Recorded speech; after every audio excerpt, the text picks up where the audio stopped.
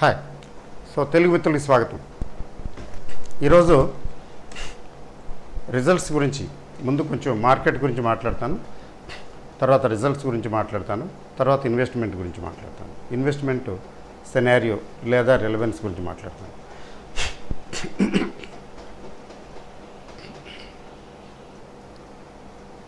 Market 11,200కి చేరువలో అతి దగ్గరగా ఉంది. రిలయన్స్ ఇండస్ట్రీస్ 51 రూపాయలు పెరిగి 2,000కి చేరువగా ఉంది. 2,000 మార్కుని టచ్ చేయడానికి ఎంతో ఆతృతగా రెడీగా ఉంది. బహుశా రేపో ఎల్లుండో అయిపోవచ్చు. అయితే రేపు చాలా ఎక్కువ వాలటైల్గా ఉండే అవకాశం ఉంది, కొంచెం పైకి కిందకి. మార్కెట్ స్ట్రాంగ్గానే ఉంది, అందులో డౌట్ ఏం లేదు. మరి షిఫ్ట్ సిస్టమ్ కదా, ఈరోజేమో ఫార్మా, ఎఫ్ఎంసీజీ వీటిల్లో ప్రాఫిట్స్ బుక్ చేసి, అంటే ప్రాఫిట్స్ బుక్ చేశారంటే ఇవి తగ్గుతాయి కదా, ప్రాఫిట్స్ బుక్ చేశారు, మిగిలిన సెక్టర్స్ లేపేశారు, పెంచారు. మళ్ళీ ఎందుకంటే మార్కెట్లో కరెక్షన్ వస్తే ఈ ఫార్మా ఇప్పుడు ఎఫ్ఎంసీజీ ఫార్మా ఇప్పుడు పెద్దగా పెరగవు, మార్కెట్లు బాగున్నప్పుడు పెద్దగా పెరగవు. ఇంకా చెప్పాలంటే వీటిలో ప్రాఫిట్స్ బుక్ చేసి కూర్చుంటారు. మార్కెట్లో కరెక్షన్ వచ్చినప్పుడు అప్పుడు ఏం చేస్తారంటే అప్పుడు ఎఫ్ఎంసీజీ ఫార్మా పికప్ చేస్తారు. అందుకని ఇవి ఎఫ్ఎంసీజీ ఫార్మా స్టాక్స్ తగ్గుతుంటే అవి మీరు ఆల్రెడీ సెలెక్ట్ చేసుకుని ఉంటే ఈ కంపెనీ మంచిది, ఈ కంపెనీ మంచిదని అలాంటిది పికప్ చేయొచ్చు. ఎందుకంటే మార్కెట్లు తగ్గేటప్పుడు ఇవి పెద్దగా తగ్గవు, అస్సలు తగ్గవనేం కాదు, బాగా తగ్గినప్పుడు తగ్గవచ్చు కానీ పెద్దగా తగ్గవు. ఎందుకంటే రెసిలియంట్, ఎందుకంటే వీటిని డిఫెన్స్ స్టాక్స్ అంటారు, డిఫెన్సివ్. మార్కెట్లు పడిపోయినా ఇవి పెద్దగా పడవు. అందున ఇప్పుడున్న పరిస్థితుల్లో కోవిడ్ కాంటెక్స్లో ఫార్మా అయితే అసలు సమస్య లేదు, ఎఫ్ఎంసీజీ కూడా అంతే. సో మార్కెట్లు పెరుగుతుంటే ఎఫ్ఎంసీజీను ఫార్మా ఒక స్టేజ్ వరకు పెరిగినట్టు పెరిగి ఆ తర్వాత పెద్దగా పెరగవు. ఎందుకని వాటిని రిజర్వ్లో పెట్టుకుంటారు బుల్స్, మార్కెట్ తగ్గినప్పుడు వీటికి షిఫ్ట్ అవటానికి. ఓకే, తర్వాత 11,200, 250 ఎలాగో చెప్తున్నారు. 11,200, 250 విశేషం ఏముంది, రేపే చూస్తూ రేపే వచ్చేయచ్చు, లేకపోతే కొంచెం ఒకరోజు అటు ఇటు. స్ట్రాంగ్గా ఉంది కాబట్టి మార్కెట్ ఏదో ఆపోజిట్ డైరెక్షన్లో ఏదైనా విండ్ వస్తే తప్ప మార్కెట్లు పెరుగుతూనే ఉంటాయి. ఎందుకు పెరుగుతుంది అనే దానికి మనం లాజిక్ తీయక్కర్లేదు. Markets are markets, they go on their own way. Market operators, పెద్ద ఆపరేటర్సు, ఇన్స్టిట్యూషన్స్ తలుచుకుంటే ఉంది, పెరగడం పెద్ద కష్టమేం కాదు. అయితే రిటైల్ ఇన్వెస్టర్స్ పోతం కూడా ఉంది ఇందులో. రిటైల్ ఇన్వెస్టర్స్ కూడా ముఖ్యంగా కొత్తగా డిమాట్ అకౌంట్లో ఓపెన్ చేసిన వాళ్ళు బాగా కొంటున్నారని వినికిడి. లాస్ట్ మంత్ కూడా వాళ్ళే ఎక్కువ కొన్నారని వినికిడి. ఎగ్జిస్టింగ్ ఓల్డ్ సీనియర్ ఇన్వెస్టర్స్ కంటే కొత్తగా డిమాట్ అకౌంట్లు ఓపెన్ చేసి కొన్నారని మాకు ఢిల్లీలో ఒక పెద్ద బ్రోకర్ ఒక ఆయన చెప్తున్నారు. అంతగా ఇన్వెస్టర్స్ పార్టిసిపేట్ చేశారంటే వాళ్ళంతా కొత్త వాళ్ళండి. కొందరైతే మరి ఎవరో ఒక ఆయన మిత్రులు చెప్తున్నాడు, మా ఫ్రెండ్ అండి, కొలీగ్ అండి, గోల్డ్ ముత్తూట్కి వెళ్ళి గోల్డ్ తాకట్టు పెట్టి 4 లక్షలు 5 లక్షలు తీసుకొచ్చి ఆ వాటిని పెట్టి షేర్లు కొనేశాడండి. మొన్నేనట, ఈ మధ్యనే అట్లా చెప్తున్నాడు. అంటే అట్లా న్యూ ఇన్వెస్టర్స్ కొంచెం ఎక్కువ మంది ఆసక్తి చూపిస్తున్నారు, కొంటున్నారు. అంటే ఓల్డ్ ఇన్వెస్టర్లు కూడా కొంటున్నారు, కొనేవాళ్ళు ఉంటారు అనుకోండి. But whatever it is, మార్కెట్లో బయన్సీ ఉంది, మార్కెట్లో బయింగ్ ఉంది కాబట్టి మార్కెట్ పెరుగుతుంది. అయితే ఇప్పుడు ఏంటంటే పెద్ద ఇష్యూ లాగా 15,000కి వెళ్ళిపోతుందని అని చెప్తున్నారు. 11,000కి వచ్చింది కదా, ఇది 15,000కి వెళ్ళిపోతుంది, దిగదు తగ్గదు అని. అంటే 7,500కి రాదు, అంత 7,500 వరకు రాదు అని చెప్పటం ఒకటి, 15,000కి వెళుతుంది అన్నది చెప్పటం వేరొకటి. అంటే 7,500కి డబుల్ చేస్తే 15,000, అంటే మ్యాథమెటికల్గా ట్వైస్ అనమాట. అంటే దాని ఇంటర్ప్రిటేషన్ చాలా జాగ్రత్తగా తీసుకోవాలి. ఎట్లా అంటే ఇప్పుడు 8,000 బేస్ చేసుకుని 9,000కి వచ్చింది. 9,000 బేస్ చేసుకుని 10,000కి వచ్చేసింది. 10,000 తర్వాత వెనక్కి తిరిగి చూడలేదు. 10,000 బేస్ చేసుకుని కంఫర్టబుల్గా 11,200కి వచ్చింది. అంటే 10,000 బేస్ చేసుకుని 11,000కి వచ్చింది కదా. అలాగే 11,000 బేస్ చేసుకుని 12,000కి, 12,000 బేస్ చేసుకుని 13కి, 13 నుంచి 14, 14 నుంచి 15. అంటే ఈ కార్యక్రమం నడపడానికి 7,500 దగ్గర నుంచి 11,000కి 3,500 పాయింట్లు రావడానికి 4 నెలలు పట్టింది. మరొక 3,500 అంతే కదండి. 15,000 అంటే మరొక 3,500, 3,700, ఇంకొక 4 నెలలని దాని అర్థం. అట్లాంటి ఇంటర్ప్రిటేషనా? అంటే 4 నెలల్లో 3,500 వచ్చింది, 3,500 పైనే వచ్చింది. ఇంకొక 4 నెలల్లో లేదా 5 నెలల్లో ఇంకొక 4,000, అదేనండి. అంటే ఆ లెక్కన 15,000. ఎప్పుడు నెక్స్ట్ 4 నెలలు అంటే ఎప్పుడండి? 4 నెలలు ఎప్పుడు వస్తాయి మనకి? జూన్ అయిపోయింది, జూలై అయిపోయింది కదా, August, September, October, November, at the most December. Okay, very good. ఇప్పుడు ఆ ఇంటర్ప్రిటేషను లిటరల్గా ఆ స్టేట్మెంట్స్ని లిటరల్గా ఇంటర్ప్రిట్ చేస్తే మరొక 4 నెలలు, మా అయితే ఇంకొక నెల, అంటే 2020 డిసెంబర్కి 15,000. లెట్ us see అలాగే అవుతుందా అని. నాకు తెలిసి నా 30 సంవత్సరాలు 33 సంవత్సరాల అనుభవంలో మార్కెట్లు అలా ఏం వెళ్ళవు. Past performance is not the basis, cannot be taken as a basis or as guarantee for the future performance. మరి 15,000, 14,000 ఎవరైతే చూస్తున్నారో వాళ్ళు ఇలా అనుకుంటున్నారేమో అని నేను ఆలోచిస్తున్నాను. అలాంటి భ్రమ పెట్టుకోక్కర్లేదు. Market doesn't move that way. అట్లా మార్కెట్ అలా మూవ్ అవ్వవలసి వస్తే ఏముంది, రోజుకు ఒక 100 పాయింట్లు 150 పాయింట్లు పెరుగుతున్నాయి కదా. ఇప్పుడు 100 పాయింట్లు వేసుకోండి యావరేజ్న, ఇంకెంత 4,000కి 40 సెషన్స్. 40 సెషన్స్ అంటే 2 నెలలు వేసుకోండి. అంటే 2 నెలలకి వెళ్ళిపోతుందనా 15,000కి? తగ్గినప్పుడు చెప్పాను, గుర్తుందా? 7,500కి వచ్చినప్పుడు, 7,600కి వచ్చినప్పుడు ఒక మాట చెప్పాను. ఇక్కడి నుంచి ఇంకేముంది, అయిపోయింది, జీరో అయిపోతుందని అట్లా అనుకోకండి.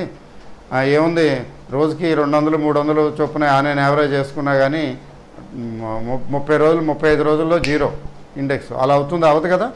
అట్లాంటి భ్రమలకు వెళ్ళకండి, అట్లా అనుకోకండి, అట్లా ఏం కంగారు పడకండి. అప్పుడు చెప్పాను, ఆ వీడియో మీరు చూడండి ఇంకోసారి వీలైతే. అట్లా ఏం తగ్గలేదు కదా, పడిపోలేదు కదా. అక్కడి నుంచి అసలు వెనక రాలేదు, ముందుకు వచ్చింది.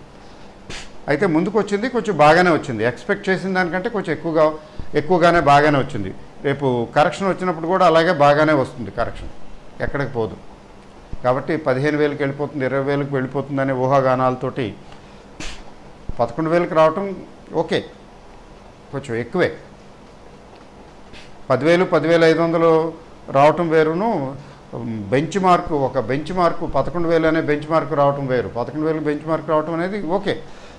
ఇప్పుడు కాలానుగుణంగా పరిస్థితులు, తర్వాత యూఫోరియా క్రియేట్ చేస్తున్నారు కదా. ఇప్పుడు వ్యాక్సిన్ వచ్చేస్తుందండో అని వ్యాక్సిన్ పేరు మీద పెంచేస్తున్నారు కదా. వ్యాక్సిన్ వచ్చేస్తుంది అన్నది అందరికీ తెలుసు కదా. ఇవాళ కాకపోతే రేపు వస్తుంది, రేపు కాకపోతే ఎల్లుండి వస్తుంది.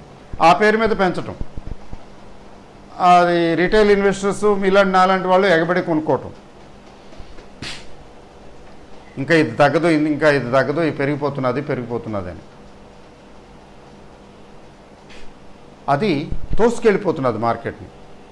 చెప్పాలంటే 10,500 దగ్గర నుంచి 10,400, ప్రిసైజ్గా చెప్పాలంటే 10,400 దగ్గర నుంచి 11,200కి వచ్చినటువంటి వైనం తీసుకున్నట్లయితే షార్ట్ కవరింగ్ పుష్ ఒకటి, తర్వాత ఇన్వెస్టర్స్ ఇంకేముంది, ఇది ఇంకా ఓకే, రికవర్ అయిపోయింది, ఇక okay on the normal path. ఇంకా అందులో రేపు అదే వైరస్ ప్రాబ్లము తీరిపోతుంది, వ్యాక్సిన్ వచ్చేస్తుంది, మెడిసిన్స్ ఎలాగో ఉన్నాయి, డెత్ రేటు తక్కువగా ఉంది. ఇవన్నీ టెంపరీ కదా. మార్కెట్ పెరుగుతున్నది, ఇంకా మనకు అందదు. ఆ దృష్టితోటి బయింగ్ జరుగుతున్నది. సో మరి 15,000 రావడానికి ఎంత టైం పడుతుందో, మరి నిజంగానే 4 నెలల్లో వస్తుందా లేకపోతే 4 సంవత్సరాల్లో వస్తుందా అనేది మనం చూడాలి. లేదా ఈ మధ్యలోనే వస్తుందా ఇదంతా మనం చూడాలి ప్రాక్టికల్గా. దాని గురించి మనం ప్రెడిక్ట్ చేయక్కర్లేదు. So one thing is for sure, మార్కెట్లు అలా ఏం వెళ్ళవు. మధ్యలో చాలా చాలా చాలా గతుకులు ఉంటాయి. పడుతూ లేస్తూ వెళ్తాయి. 15,000కి ఎందుకు వెళ్ళదో వెళుతుంది. ఎప్పటిలోగా వెళుతుంది, ఈ పేస్లో వెళ్ళదు. 4 నెలలు 5 నెలలకి ఏం వెళ్ళదు. 4 సంవత్సరాలు పట్టినా ఆశ్చర్యం లేదు. అంటే బోర్డు మీద రాసేస్తానండి నేను, ఎందుకనో నాకు రాయాలనిపిస్తున్నది. ఏమిటి రాసేస్తానంటే, నిఫ్టీ 11,160 170 అని రాస్తాను. 170 నౌ. ఇప్పుడు డేట్ కూడా వేశాను కదా, టుడే అని వేస్తాను. 15,000 target when next 4 months or 4 years.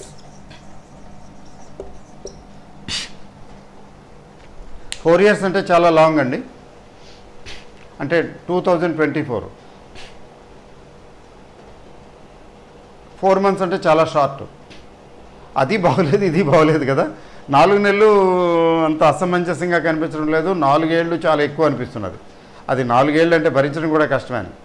ఏమండి, 11,000 ఉన్నది దగ్గర 30% 35% అండి. 35% ఇక్కడి నుంచి వెళ్ళటానికి, 1/3 వెళ్ళటానికి, ఇక్కడి నుంచి 1/3 వెళ్ళటానికి 1 year అయిపోవచ్చు, 1 yearలో అయిపోవచ్చు, 6 months to 1 yearలో అయిపోవచ్చు, 5 years అయిపోవచ్చు, 5-6 years పట్టచ్చు. That we don't know. Future ఎవ్వరికీ తెలియదండి. మనం అంతా చేసేది ఏంటంటే గెస్ వర్కే. అయితే 4 సంవత్సరాలు మనకు తెలియని కూడా తెలియవు. చూస్తూ 4 సంవత్సరాలు గడిచిపోతాయి. అందుకనే బోర్డు మీద రాశాను నేను, next 4 months or next 4 years. ఈ 15,000 target. One thing is for sure, చరిత్ర చెప్పిన సత్యం ఏంటంటే ఇండెక్స్ పైకే పోతూ ఉంటుంది. నిజం చెప్పాలంటే ఇప్పుడున్న 10-11 వేల ఇండెక్స్ 40,000 50,000 మనం చూస్తాం. బహుశా నేను కూడా చూస్తానేమో. ఈ 10,000 40,000 50,000 చూస్తామండి, ఇదే ఇండెక్స్. 15,000 ఏంటి, 40,000 50,000 చూస్తాం, ఇదే ఇండెక్స్. It will go.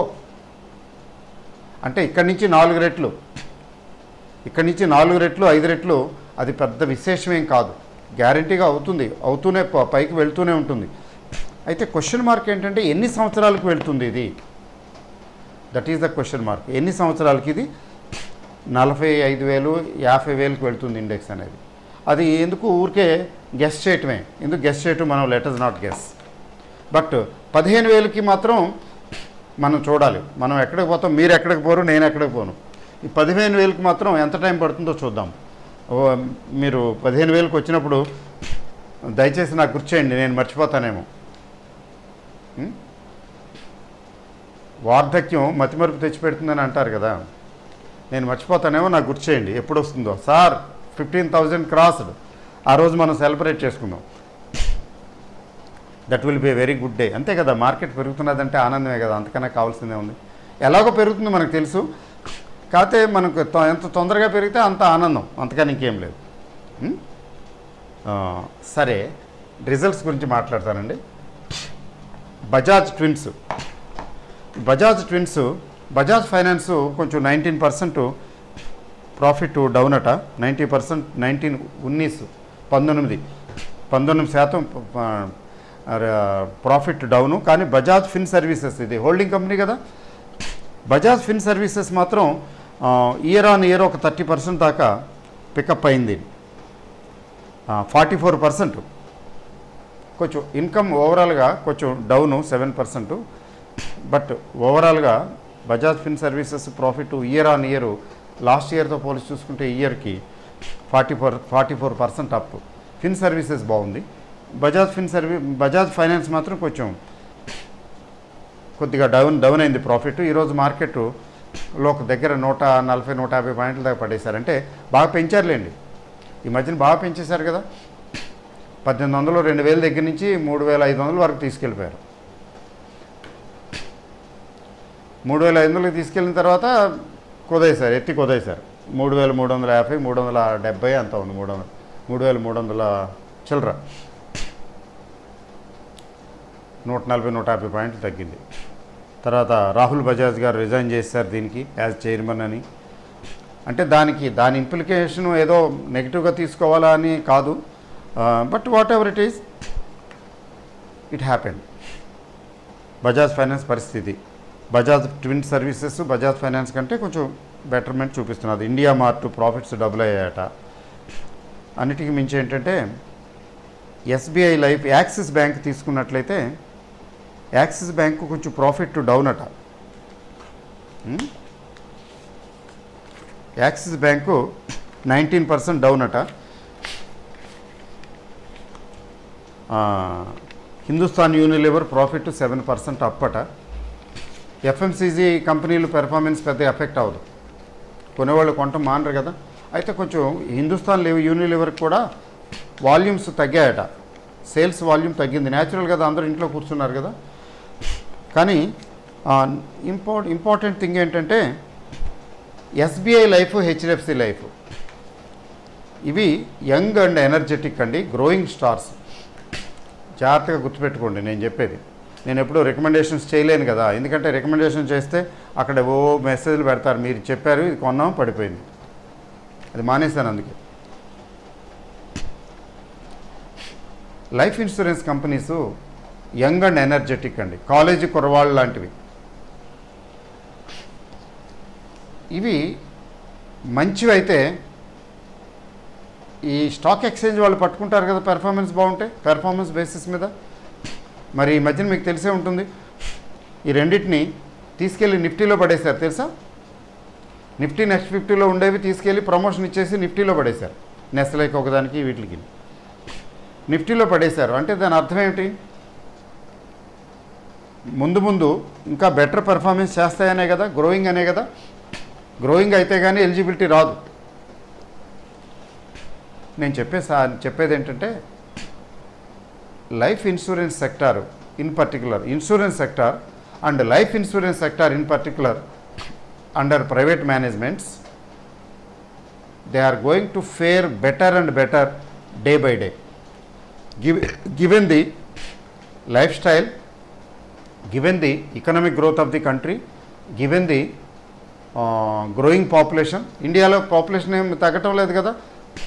తర్వాత ఎడ్యుకేషన్ స్టాండర్డ్స్, ఎడ్యుకేషన్ లెవెల్స్ పెరుగుతున్నాయి కదా, మ్యాన్ పవర్ స్కిల్స్ పెరుగుతున్నాయి కదా. మరి వీటన్నిటి దృష్ట్యా వీటితో పాటు గ్రో అయ్యే సెక్టార్ ఏంటంటే ఇన్సూరెన్స్ సెక్టారే. నో డౌట్ ఇన్సూరెన్స్ సెక్టార్ గురించి అసలు డౌట్ పడక్కర్లా. అయితే కొంచెం మంచి కంపెనీలు లీడర్స్ని ఎంచుకోవాలి కదా. మరి ఎస్బీఐను తర్వాత హెచ్డిఎఫ్సి స్టాక్ ఎక్స్చేంజ్ వాళ్ళు మనకంటే బెటరు, స్టాక్ ఎక్స్చేంజ్ వాళ్ళే ఎంచుకున్నారు కదా ఆల్రెడీ. అంటే కొంచెం స్టాండర్డ్ కంపెనీస్ అనే కదా ఎంచుకున్నారు. కాబట్టి మీ పోర్ట్ఫోలియోలో గుర్తుంచుకోండి, లైఫ్ ఇన్సూరెన్స్ కంపెనీలు ఉంటే బాగుంటుందేమో. అయితే ఇన్వెస్ట్మెంట్ ఎప్పుడు కూడా బై ఆన్ డిప్సే, బయన్సీలో ఉన్నప్పుడు కొనకూడదు. అంటే ఇప్పుడు బయన్సీలో ఉందా అంటే బేసిక్గా ఖచ్చితంగా బయన్సీలో ఉంది. పెరుగుతూనే పోతున్నది మార్కెట్. ఎక్కడ తగ్గుతున్నది? తగ్గటం లేదుగా. ఎందుకు పెరుగుతున్నది అంటే భయము విస్మయము ఏదో అంటారే,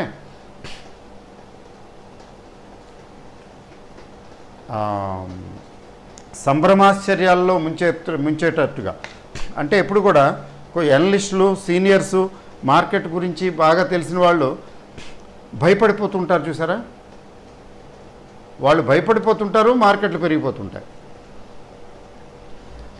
వాళ్ళని చూసి జూనియర్స్ కొత్త వాళ్ళు ఎక్కిరిస్తుంటారు.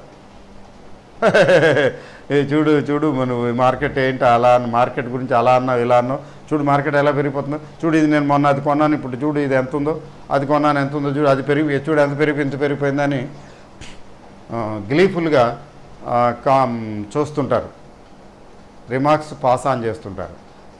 వీళ్ళేమిటి ఇదేమిటి ఇది విస్తుపోతూ ఉంటారు చూస్తే, ఇదంతా ఏంటి ఇట్లా అవుతున్నది ఏంటి అని. వీళ్ళు కొనరు కూడా,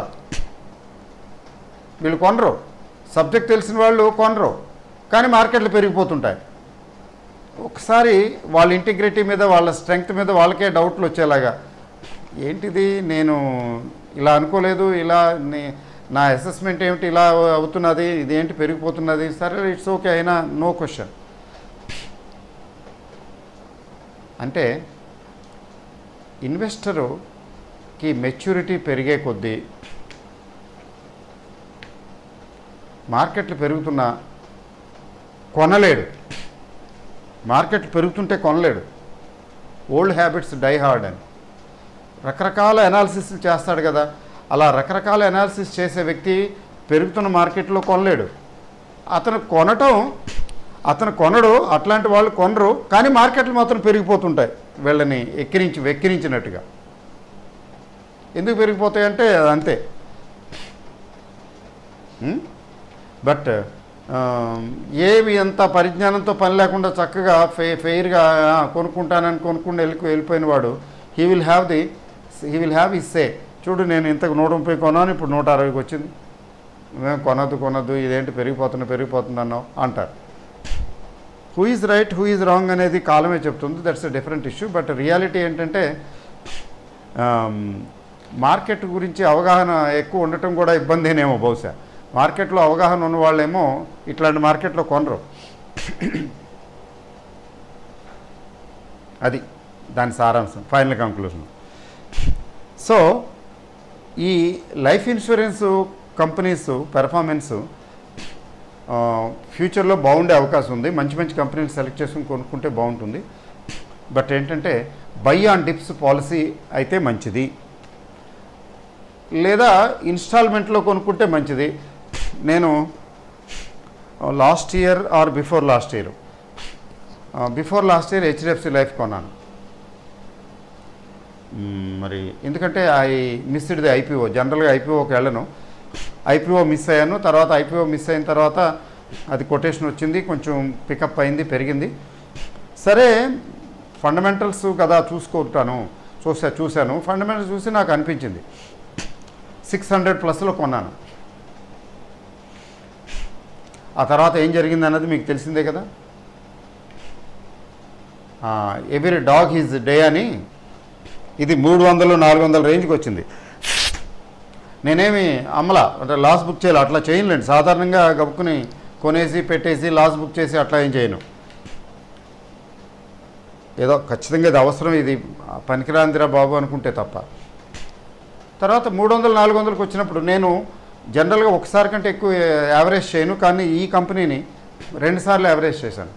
ఒకసారి 500 రేంజ్లో యావరేజ్ చేశాను, ఇంకా తగ్గింది 400 దగ్గర ఎక్కడో, మొత్తానికి గుర్తులేదు చూడాలి. ఇంకొకసారి యావరేజ్ చేశాను, అంటే 2 సార్లు యావరేజ్ చేశాను. ఇది మంచి కంపెనీ కదా, ఓకే కదా అని. పాపం ఫైనల్గా 600 అండ్ అబోవ్కి వచ్చి వచ్చింది. చూసారా, ఇట్ విల్ కమ్ బ్యాక్. మంచి కంపెనీలు వస్తాయి. అయితే మంచి కంపెనీ కదా అని చెప్పి ఎక్కడ పడితే అక్కడ ఏ రేట్లో పడితే ఆ రేట్లో కొనేయటం అంటే అలా కూడా చేయొచ్చు. వెరీ లాంగ్ టర్మ్ అనుకోండి, ఏ స్టేజ్లో కొనుక్కున్నా పెరిగే షేర్ ఎలాగో పెరుగుతుంది. 650 దగ్గర కొన్నాను నేను అనుకుందాం, 650 దగ్గర కొన్నా ఏం నష్టం లేదు, మళ్ళీ 650కి వస్తుంది, ఇంకా పైకి వెళ్తుంది. అయితే లక్కీగా ఏంటంటే నేను కొద్దిగా కొనటం అలవాటు. వన్స్ బిట్ అండ్ ట్వైస్ షే అంటారు కదా, ఒకసారి కొన్నాం ముక్కలుగా కొంటాను కదా, ఫ్రాగ్మెంటెడ్ వే. అంత అలా కొనటం మూలాన నాదికి బిలో 500 అంత యావరేజ్ వచ్చింది. సో నాకు మంచి గ్రోత్, మంచి ప్రాఫిట్ వచ్చింది. అంటే నేను కొద్దిగానే పార్షియల్గా చేశాను, ఉంది. ఏమో నాకు గుర్తు రావట్లేదు, 50-60% వచ్చినట్టుంది, ప్రాఫిట్ చూపించినట్టుంది. అది అక్కడ లక్కీగా కొనటంలో చూపించినటువంటి చాకచక్యం. అలా కాకుండా 600 చిల్లర కొన్నది అక్కడే వదిలేసి ఉంటే ఇవాళ కూడా 600 దగ్గరే ఉంది. 650 దగ్గర కొన్నాను అనుకుందాం, ఇవాళ 600 దగ్గరే ఉంది అంటే ఇప్పటికీ రెడ్లో ఉన్నట్టేగా లెక్క. దాన్ని యావరేజింగ్ అనే ప్రిన్సిపల్ అప్లై చేయబట్టి అదే ఆ గ్రోత్ చూపించింది. అది కూడా అది ఇన్వెస్ట్మెంట్ ఈజ్ అన్ ఆర్ట్. ఇట్లాంటివి అర్థం చేసుకోవాలి. మరి మన ఈ ఛానల్లో వీటి గురించే నేను ఎక్కువ మాట్లాడాను. కోర్సుల్లో కూడా వీటి గురించే, యావరేజ్ల గురించి, వాటి గురించి ఎక్కువ మాట్లాడాను. అందుకని చూసారా, ఒక లాస్ లాంటి సిచ్యువేషన్ని మనం ప్రాఫిట్లోకి తీసుకురావచ్చు. 660 దగ్గర కొన్నది 400 దగ్గర యావరేజ్ చేస్తే మరి ప్రాఫిట్ రాదండి. మళ్ళీ అది 600కి టచ్ అయినప్పుడు మరి ఇంకా ఇది 700, 750, 800 అట్లా వెళ్ళినప్పుడు ఇంకా ప్రాఫిట్ ఇంకా పెరుగుతుంటుందే. అందుకని ఇన్వెస్ట్మెంటు స్ట్రాటజీ ఎలా ఉండాలి అంటే జాగ్రత్తగా ఉండాలి. ఓకే అండి. So thank you very very much. I have thoroughly enjoyed